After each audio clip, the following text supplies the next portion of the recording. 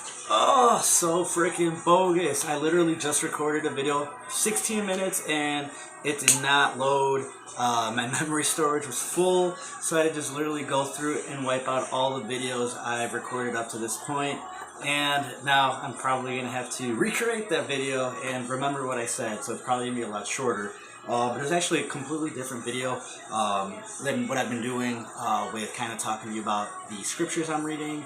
I'm in John right now, and I got some nuggets for you guys, but I was actually right now at the studio in between clients, and I decided to line up my beard, and I did a video of me lining myself up, and it's gone.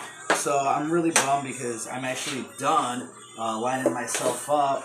Kind of talked to, this was a little video for my barbers and hairdressers out there, and I was just having fun with it. And now well, if you can tell, beard's almost done being lined up. The only thing I didn't do is make myself super crispy, and I'm wondering where the heck my T-out liner just went. Oh, it's on my stool. So anyways, I'm going to try to make this one a lot quicker since I got a client coming in soon, but figured I'm taking care of everybody else. I got to take care of myself. The weekend's here. I got to make sure I'm not looking like Grizzly Adams. This time of year, I leave my beard a little bit thicker. It's cold. Got to keep my face warm. But thought I'd do a video of me lining myself up. And to all my people that are curious as to what I use Andes. Nothing against Wall. I'm actually the first clippers I ever owned at a beauty school with Walls, but I spent some time in a barber shop, kind of just chopping it up and learning from some of the guys at the barber shop. I'm not a barber. I'm a hairdresser. I'm a hairstylist. I do both men's and women's hair, but my focus really is men's hair. That's my niche. I kill it on the men's hair. So I just hang out at this local barbershop near a salon I used to work at. Just, ask questions. Like I said, I'm always trying to learn no matter what it is. I want to learn it, and a lot of the guys used Andes, and it was personal preference, but they were Andes guys. So I was like, let me get the Andes a shot. This is when I graduated up from like my beauty school clippers, and I went and got like a little bit higher level clippers, and then I stepped my game up fully to the Andes. And at the end of the day, honestly, I don't care what, you can have a $200 pair of clippers. It doesn't matter how the quality of the clippers is a person holding the clippers. I've seen a lot of dudes that have super fancy clippers and they just suck, to be flat out honest. So like I said, it's like, think of a guitar. You're not going to rock out a Telecaster, Fender. You're going to probably be using some beat up old acoustic to learn how to play. Then maybe, a hand-me-down electric guitar, and that's where you're going to learn. And once you're ready, you step it up and you go and spend some money and a Gibson, whatever you like. So that's kind of how it is, or the way I look at it when it comes to clippers. Like, fresh out of beauty school, if I had a $200 pair of clippers, I would still, my haircut still would have sucked. It was a matter of practice, and practice makes perfect. Just like I'm trying to get on here and make practice perfect with these podcasts or video casts, YouTube videos, whatever the heck you want to call it. Anyways, yeah, so I have an Andes Master and Andes Fade Master, and I kind of went around with those and cleaned up my beard a little bit. And I also use an Andes T-out liner, but I dropped it on accident. Well, I didn't drop it. The cord got snagged on my foot, and it knocked it out of my drawer, and it chipped the blade. So ever since then, I've been debating about going wireless. But I don't know, call me old school. I like the cords. And I have a backup, which is a Wall T-out liner. It works. I just haven't needed. It works, and I've been cheap, so that's why I haven't gotten another blade. Like I told you, I'll be honest with you guys. I probably could go on Amazon. The blades aren't even that much. I think they're maybe like $15-$20. But this has been working, so I've been using this. But anyways, since I have all that I really have left is to kind of make myself crispy.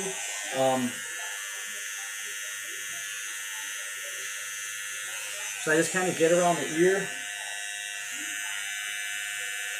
And then one little fun trick I learned is kind of pulling up the skin will really help give you, let me get my hand out of my face and turn this off, will really give you a nice kind of like curved line in there. That's what I prefer personally. I try to keep it natural. Like, I'm not a huge fan of those super just like lines. Like, I don't like that. I think, it's better to just keep it natural. kind of go with the natural hair growth and pattern, because once that starts growing back out, it's going to look really funky. So I don't even go too deep on that with my guys, because like I said, I like to keep it natural. I mean, it'll look great for like a couple days, and if you go too far deep into the hairline, it's going to look really weird as it starts growing back. And I mean, at least my guys, they come in 2 to 3, anywhere from like 2 to 5 weeks, but to get your beard lined up crispy like that, I mean, you'd have to be here like every week once it started growing out. And who's got the time for that? I don't even. Sometimes I go almost 2 weeks without lining myself up if I'm really busy. This is about a week out, so let me line myself up.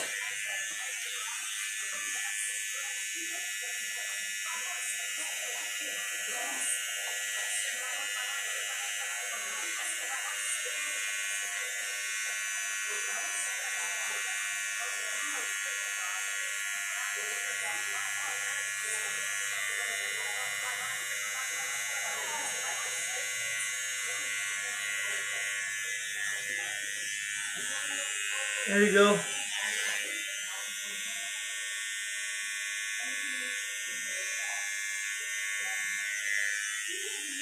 So there you go. I'm not like as crispy as if I went in with a razor blade, but again, personal preference. I don't really like the razor blade just because it'll start growing back in a couple days, and I'll see the line of where the razor cut, and then the other hair that didn't get the razor for me just kind of starts growing out. So I don't personally like it. I just go into my outliners, and that's what I do.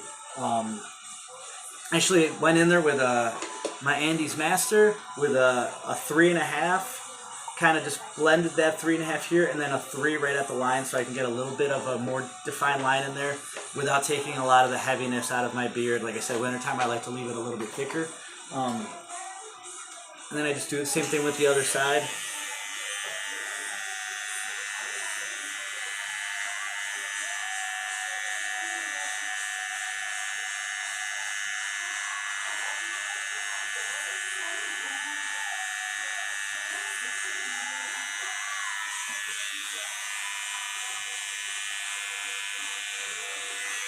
And this side's always a little bit trickier because when I'm lifting, I'm kind of blocking my vision from this side, so I gotta use my right eye to try to see it.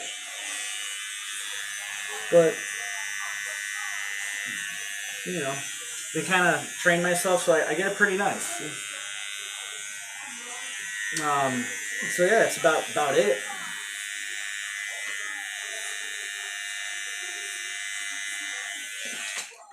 And one thing I learned is to stop.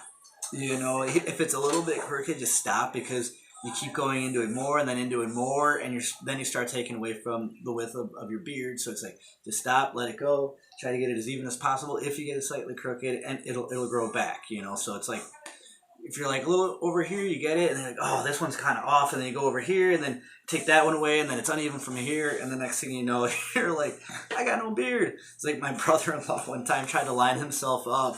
Actually, not his beard, but his neck.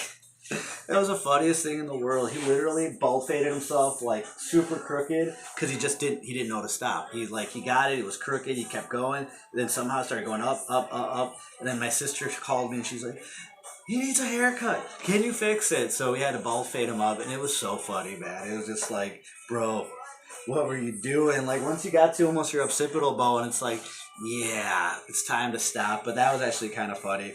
I actually posted pictures on my business Instagram's page.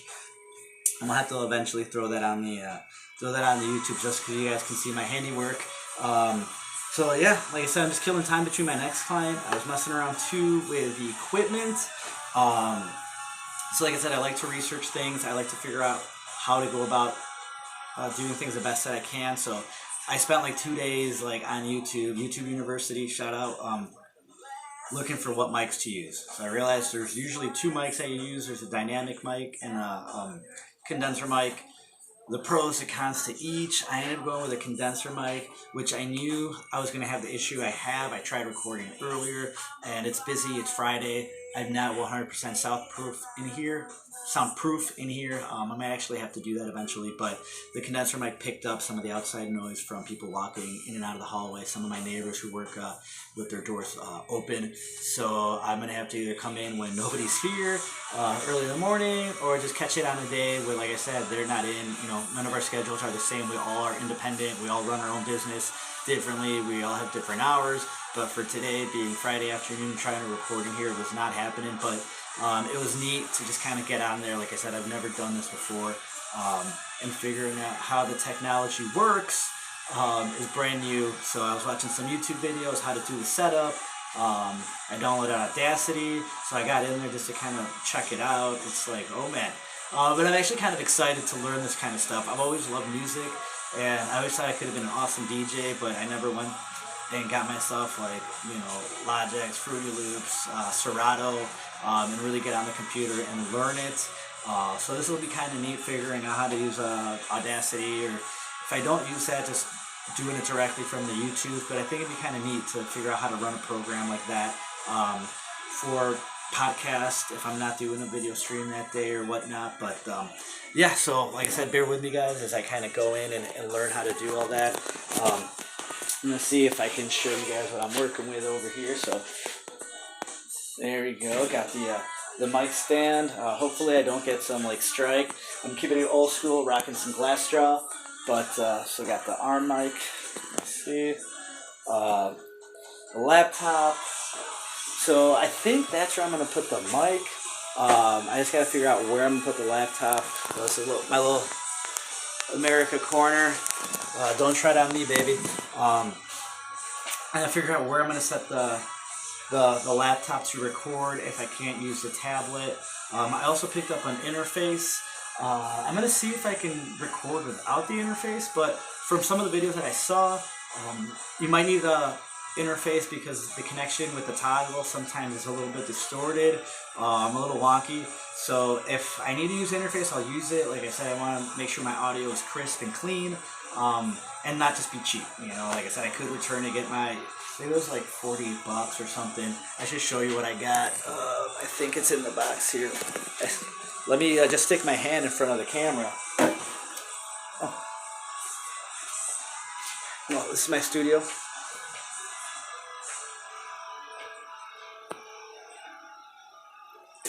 But so you guys can see, put this back on here. I got the Euphoria UM2 by Behringer. I also did some research. Best bang for your buck. So like I said, I've never used any type of recording equipment, so I'm learning. So I'm gonna keep it simple. KS, keep it simple, stupid. So if I need this, I'm gonna use it. If I don't, I'll just use a toggle. But from what most people said, use the interface. It'll just be cleaner and crisper. A couple other guys just straight up just plug and play and boom, they did it. But they were using a desktop, and I think that's what they said. If you're using a desktop, the audio is going to be cleaner. But if you're using like some type of laptop, you are probably going to need the interface. As I said, we'll figure it out as we go here. I'm still, like I said, using the laptop or my tablet today. I was hoping to maybe be able to use a tablet, but I don't know if that's going to be possible. Either way, I have my my laptop to start videoing, and then the other reason I got the condenser mic is I'm hoping some of those clients that I really have good conversations with, the really sharp dudes, that maybe I can do a haircut and record the conversation. Although I realize with today's world, and PC culture, that might be a little bit nerve-wracking for them to kind of get out there and really say what's on their mind. So, I'm going to have to see exactly how we're going to work on that, if I'm going to have to get them to sign some disclosure, or if they're just cool with, talking about what's on their mind. And just being honest. And like I said, maybe when they're in the chair, we probably won't get too deep into that, because people have jobs. You don't want to get doxxed, you don't want to get in trouble, which is so prominent nowadays. It's so sad. We just need to stop this politically correct culture we live in. We need to be able to adhere to all our rights, our freedom of speech.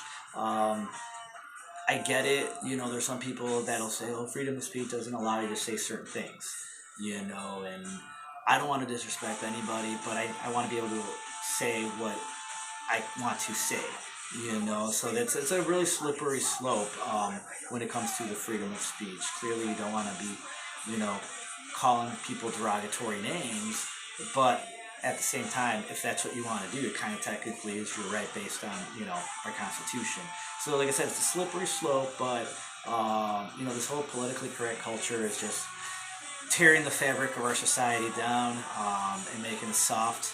So yeah, like I said, hopefully we'll tackle some of those subjects with some of my clients. I'm sure you'd like to see me also do a haircut. Like I said, right now I'm just doing a quick little beard lineup, making myself look fresh for the weekend. Maybe I'll be here at the studio working, and then getting ready for an upcoming trip. I'll be in Dallas in 2 weeks. I educate for a product line, and I'm pretty stoked. They bring out the creative directors. We do some mentoring. We work on our education. I sharpen my skills behind the chair, sharpen my skills, just networking. And we do a lot of cool, like, group and kind of something like this. I stand in front of however many people, sometimes 30 other people from all over the country, Canada, the United States, Canada. Like I said, all our peeps that come out from Australia. I've never met out Australia I didn't like. I love Australians. They're hysterical. They like to party almost too much. But back in my party days, I probably would have been right along with them. Now I just, kick back and show them the cut.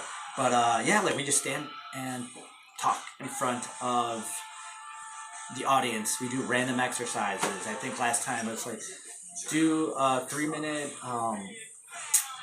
speech on a chair or like a random inanimate object. So it's like, oh man, that's where like your brain has to kind of kick into overdrive and give a 3-minute speech and make it entertaining on a chair. I remember one girl though, she was so like hungover from the day before, because it was they did that for like our last day, and the night before they'd taken us out to go and like just let off some steam and just team building, and she was like, I'm really hungover, and then just jetted forward because I thought she was gonna throw up, but I don't know if she was just acting to get out of doing her speech, but either way, it was really funny. So I'm looking forward to that. It's been a minute since I've been to Dallas. I've been there once before. Back in the days, that's actually where I got my first tattoo. Yes, I have tattoos, but like I said, I was living wild and worldly, nothing against tattoos. So I got my little traditional sparrow. I've always been a fan of traditional tattoos. But now as a Christian, born again Christian, I get the itch sometimes to get more tattoos, but I realize that maybe I shouldn't be, you know, what is that, Leviticus, where it talks about we shouldn't be scratching up, putting tattoos, cutting up our bodies. Like, our body is our temple, so I want to honor the Lord in that. But, so many people are on the different, that's Old Testament, or, I got my tattoos before I became a born-again Christian, so I'm not going to knock anybody that has tattoos. I have tattoos. I probably just would not get a tattoo, at least right now. I don't think I would. But, I'm not going to knock a fellow Christian if he wants to go get a tattoo. Hopefully my music isn't too loud, and hopefully I don't get a copy strike. But anyways, yeah, that's just kind of what I want to touch base on again. Like I said, I'm trying to switch it up. I want to give different content. Like I said, Team Jesus all the way. I'm in John right now, and I got some nuggets in there that I want to share with you guys. But like I said, I've been working on kind of stepping it up with my audio, my visual. Right now I just get like me at my studio doing my thing. So anyways, I'm about to get out of here. You guys have a blessed weekend, and just pray and be faithful, and Team Jesus all day.